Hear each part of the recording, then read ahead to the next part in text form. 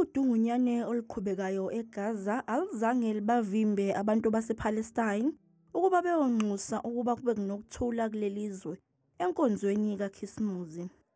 BekunguKhisimusi omuncu lo kubantu basePalestine, lokho kubonakale ngokungabikho kwemihlobiso ekhombisa isikhathi sikaKhisimusi. Lo nyaka ubunzima kithi, impi eqhubekayo isiholele ekutheni kubulawe abantu abaningi. Isihlalise kabi kakhulu. Kusenjalo, umholi webandla lamaRoma akatholika uPapa uFrancis unxuse ukuba kubekwe phansi izikhali empini ephakathi kwe-Israel nePalestine.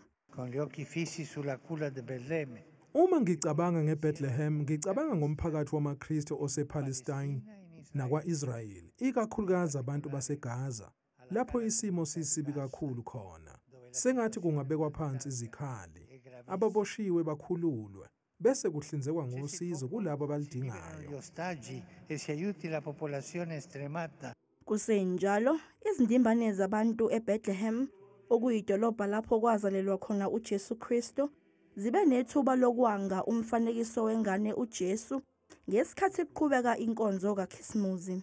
Nakuleli dolobha akubanga nemigubho emva kwenkonzo ngenxa yempi eqhubekayo.